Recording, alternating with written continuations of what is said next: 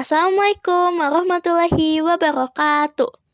Di video ini, kami akan menayangkan sebuah cerpen digital yang berjudul Pohon Keramat. Perkenalkan, saya Kaira Celia Syahrani. Saya Muhammad Kevin Al-Farizi. Perkenalkan, saya Latisha Nanda Azalia. Saya Syifa Khairunisa Salsabila. Saya Irsyad Abdul Ghani. Nama saya Masyidur Nugraha.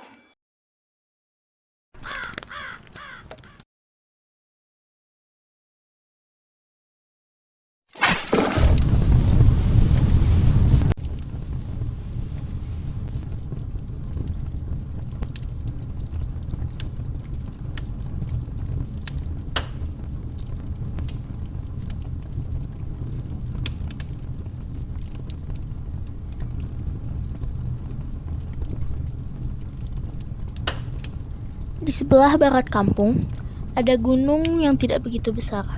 Disebut gunung barangkali tidak tepat karena areanya terlalu kecil. Lebih tepatnya disebut bukit. Tapi penduduk kampung sejak dulu sampai sekarang menyebutnya dengan Gunung Beser.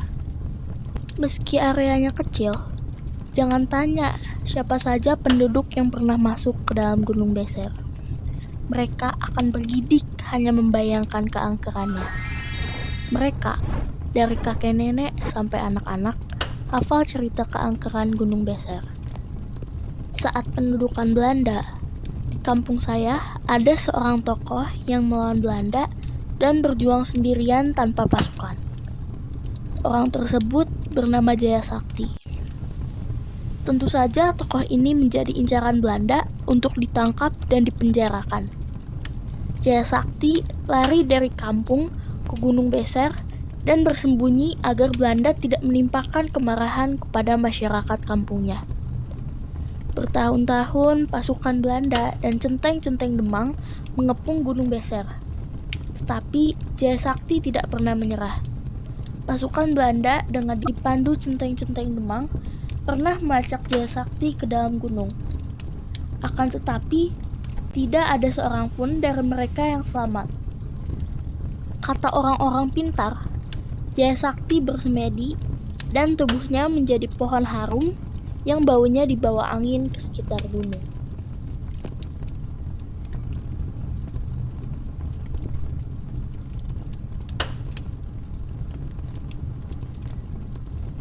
Karena cerita itu dipercaya kebenarannya, tidak seorang pun penduduk berani masuk ke kelebatan Gunung Beser. Mereka menghormati perjuangan yang pernah dilakukan Mbah Jaya Sakti. Selain itu, konon, mereka takut masuk ke dalam gunung karena dahulu ada beberapa orang pencari kayu bakar nekat masuk ke dalam. Akan tetapi, dia bernasib seperti pasukan Belanda dan centeng-centeng Demang itu, tidak bisa kembali. Siapapun akan berhati-hati bila berhubungan dengan Gunung Beser. Para pencari kayu bakar dan penyebit rumput hanya berani sampai ke kaki gunung. Sejak saya ingat, cerita yang diketahui seluruh penduduk kampung juga meliputi karisma Gunung Beser. Setiap malam tertentu, katanya, dari Gunung Beser keluar cahaya yang begitu menyejukkan. Hanya orang tertentu yang melihat cahaya itu. Konon, seseorang dapat melihat cahaya itu dengan mata batinnya. Ia termasuk orang yang bijaksana dan tinggi ilmunya.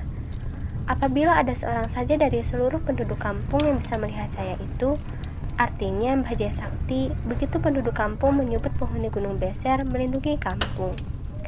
Akan tetapi, ada orang yang sembrono melanggar keheningan Gunung Beser, Mbah Jaya Sakti bisa marah. Jangankan menebang pohon tanpa izin, masuk saja ke dalam gunung akan kualat. Bisa-bisa diangkat mata-mata Belanda oleh Mbah Jaya Sakti. Itulah sebabnya penduduk kampung begitu takut mengganggu ketenangan Gunung Beser. Bagi saya, Gunung Beser menyimpan kenangan tersendiri. Sejak umur 5 tahun, saya sering tidur di rumah kakek. Setiap subuh, kakek membangunkan saya dan mengajak pergi ke masjid kecil di pinggir sawah. Saya yang kadang masih merasa ngantuk, begitu turun dari rumah selalu takjub melihat Gunung Beser berdiri kukuh. Saya merasa kesegaran pagi, harum dedaunan, dan bau tanah adalah bau khas Gunung Beser. Saya selalu berharap, begitu turun dari rumah bisa melihat gunung itu bercahaya.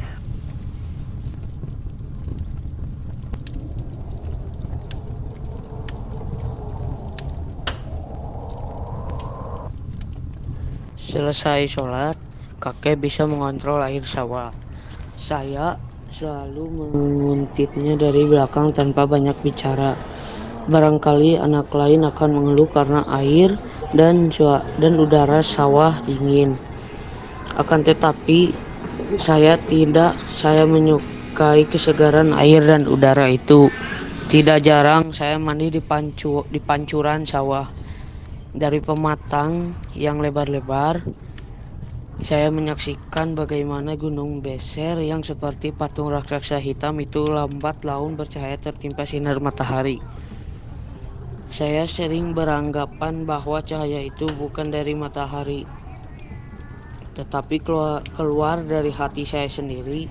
Setiap melihat dedaunan yang bergoyangan, saya sering melamun melihat Jaya Sakti salat di atas daun pisang. Bagi sawah-sawah di kampung saya, air tidak mesti diperebutkan. Gunung Beser memberikan air yang melimpah. Nama Gunung Beser sendiri berarti mengeluarkan air terus-menerus. Nyata air berada di kaki gunung mengalirkan sungai yang lumayan besar. Sebagian air itu dialirkan ke kampung untuk memenuhi bak-bak mandi. Sisanya yang masih melimpah mengaliri sawah dan kolam. Selain itu, masih banyak mata air kecil yang dipakai penduduk sebagai pancuran.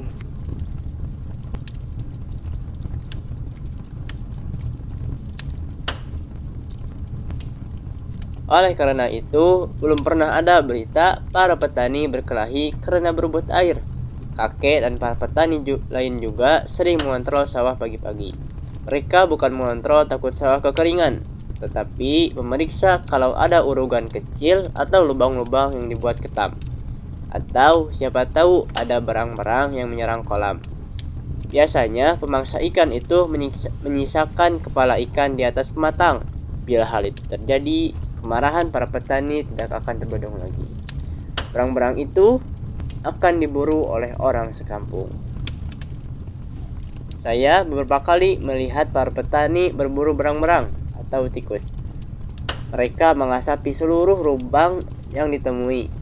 Bila ada buruannya yang keluar, orang-orang mengejar sambil berteriak-teriak. Tentu pemukul tidak ketinggalan ikut beraksi. Sekali berburu, puluhan tikus atau berang-berang bisa didapatkan. Bila panen tiba, setiap petani yang punya sawah luas akan mengadakan syukuran. Para tetangga diundang, ikan ditangkap atau ayam disembelih. Saya selalu senang. Selain sering dibawa kakek ke tempat syukuran, saya senang dengan hari-hari di sawah. Anak-anak seluruh kampung mengalihkan tempat bermain ke sawah. Ada yang membuat baling-baling, bermain musik dengan trompet-trompet kecil dari batang padi, atau berburu burung meker. Saya pernah mengikuti seluruh permainan itu. Saya bermain dengan anak dari kelompok mana saja. Setiap orang di kampung saling mengenal, termasuk anak-anak.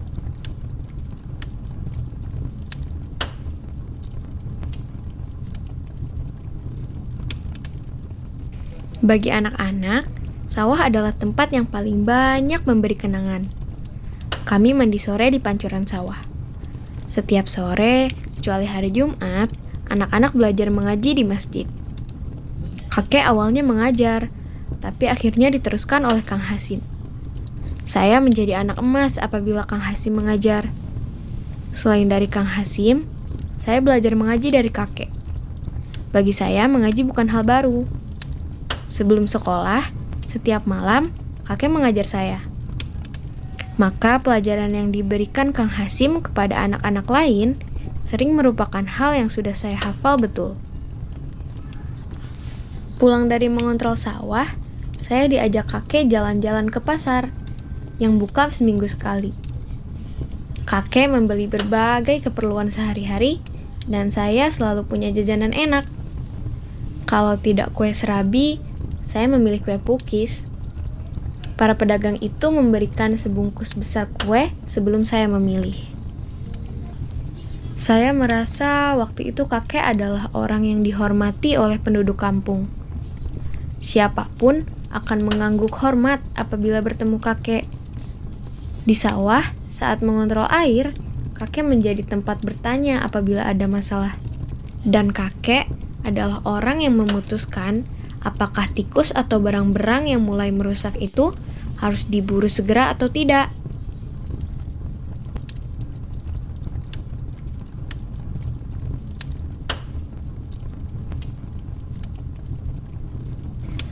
Kedamaian kampung saya mulai terusik saat jalan besar menghubungkan dengan kota kecamatan dan kota kabupaten diperbesar dan diaspal. Memang aspal ala kadarnya tidak sebagus sekarang. Tapi jalan itu memberikan gejolak tersendiri. Para petani lihir mudik ke kota kabupaten menjual hasil bumi. Anak-anak remaja tidak sedikit yang kemudian meneruskan sekolah ke kota. Pembangunan pabrik-pabrik semakin santer diinformasikan oleh kecamatan. Perkenalan kampung saya dengan dunia luar menyadarkan penduduk bahwa di luar sana sudah banyak yang terjadi. Kebutuhan hidup semakin meningkat, kampung saya semakin sibuk. Ngobrol-ngobrol santai di sawah atau di masjid sehabis salat jarang dilakukan para orang tua. Bila panen tiba, undangan syukuran semakin jarang. Panen pun hanya dilakukan oleh segelintir orang, tidak merupakan pesta kampung.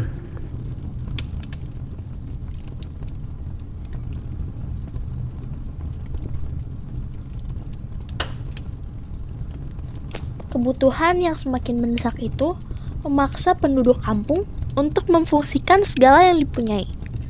Para lulusan sekolah dari kota merencanakan untuk membuat pertanian terpadu di kaki gunung dengan melibatkan seluruh penduduk. Pengelolaan kaki gunung itu dilakukan dengan gotong royong. Pembangunan pabrik air mineral dan tekstil mulai dibuat orang kota. Saya waktu itu sudah meningkat remaja. Perselisihan antar penduduk mulai terasa ketika penggerak pembangunan yang merupakan lulusan sekolah dari kota itu merencanakan untuk membuka sebagian gunung besar untuk perluasan lahan pertanian dan kebutuhan pabrik. Banyak penduduk yang tidak setuju, akan tetapi tidak sedikit yang mendukungnya. Saat ini adalah waktunya untuk membangun demi kemajuan. Kita tidak akan pernah bisa maju apabila masih takut dengan hal-hal yang tidak masuk akal. Begitu diantaranya kata-kata yang biasa diucapkan para penggerak pembangunan dan orang kabupaten yang memperjuangkan perluasan pabrik.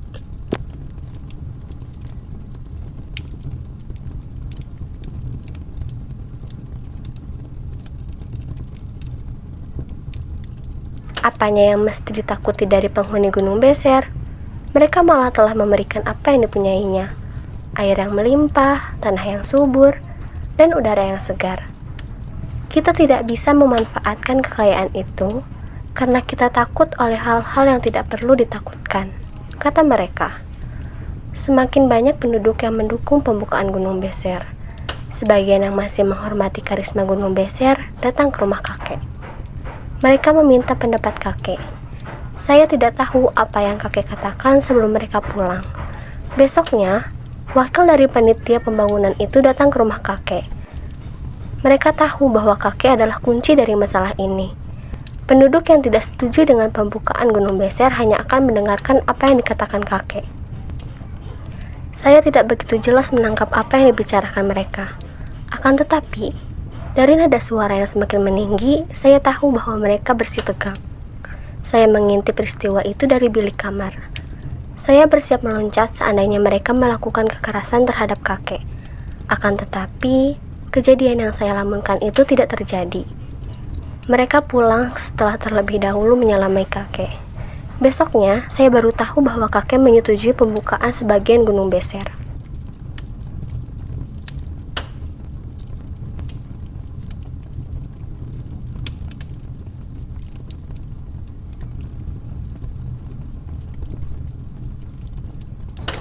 Saat ini saat sulit, kata kakek ketika malamnya saya menanyakan kenapa kakek menyetujui pembukaan sebagian Gunung Beser. Semakin banyak kebutuhan hidup dan semakin banyak orang yang merasa pintar. Akan tetapi, orang-orang pintar itu tidak tahu tentang kebijaksanaan. Mereka tidak sadar bahwa sebagian besar manusia yang ada di dunia ini adalah yang ada di bawah standar kepintaran. Kisah Mbah Jaya Sakti masih diperlukan untuk melindungi Gunung Beser. Saya kurang mengerti apa yang dikatakan kakek. Ketika malam besoknya, kakek bercerita bahwa Mbah Jaya Sakti dan keangkeran Gunung Beser itu tidak ada. Saya semakin tidak mengerti dengan kakek. Kalau begitu, kenapa tidak dari dulu Gunung Beser itu dibuka? Gunung Beser akan marah kalau dibuka, kata kakek. Kan Mbah Jaya Sakti dan keangkeran itu tidak ada. Ya, tidak ada, tapi Gunung Beser tetap akan marah apabila dibuka. Kenapa kakek menyetujui? Mereka berjanji akan membuka sampai pembatasan kaki gunung saja. Pembukaan kaki Gunung Beser itu akan dilakukan dengan bergotong royong.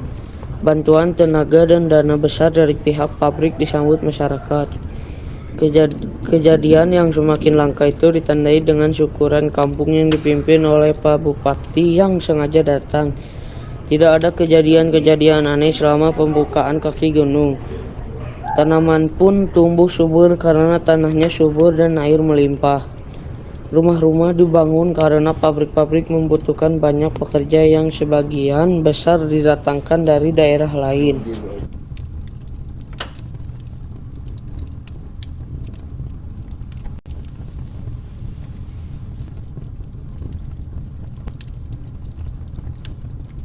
Para penggerak pembangunan itu mendapat pujian dari hampir seluruh penduduk kampung. Mereka dibicarakan di setiap pertemuan resmi dan tidak resmi. Kakek meninggal tidak lama kemudian. Kematian kakek tidak mendatangkan perhatian yang besar dari penduduk. Saya sedikit cemburu kepada penggerak pembangunan yang sudah mencuri perhatian penduduk dari kakek. Kecemburuan itu bisa diredam karena saya sudah masuk sekolah menengah.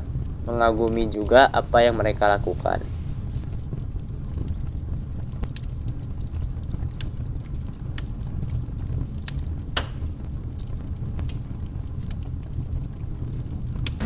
Keberhasilan pertanian dan pabrik itu memberi kemewahan tersendiri bagi kampung saya. Sarana-sarana umum dibangun. Banyak rumah memiliki pesawat televisi. Semakin banyak anak-anak yang meneruskan sekolah di kota. Kepercayaan bahwa keangkeran Gunung Beser itu tidak ada, mendorong penduduk untuk membuka Gunung Beser lebih jauh. Tempat-tempat pertanian baru dibuka, rumah-rumah dibangun, perusahaan-perusahaan yang memanfaatkan mata air besar dibangun, izin-izin pengelola Gunung Beser semakin banyak dimiliki orang. Pohon-pohon besar ditebang. Yang tidak punya izin, berdagang kayu sembunyi-sembunyi. Gunung Beser bercahaya siang malam. Sinar matahari memantul dari bangunan-bangunan dan daerah-daerah kering. Malam bercahaya oleh semaraknya listrik. Penduduk kampung, termasuk saya, menyambut kemajuan itu. Mereka, termasuk saya, tidak menyadari bahwa di kampung semakin terdengar berita adanya perkelahian petani gara-gara berebut air. Para remaja putus sekolah kebingungan, mencari kerja karena menggarap lahan pertanian yang semakin tidak subur itu terasa rendah. Musim yang datang tidak lagi bersahabat. Tiba-tiba saya merasa bahwa hal seperti itu bukan merupakan bagian dari kampung saya. Kekeringan di musim kemarau dan banjir-banjir kecil di musim hujan tidak lagi asing. Para penduduk tidak menyerah. Alam harus ditaklukkan. Kipas angin dan kulkas menjadi kebutuhan di musim kemarau. Bendungan-bendungan kecil dibangun untuk menanggulangi musim hujan. Tiba-tiba saya merasa bahwa persahabatan dengan alam menghilang dari kamus kampung saya.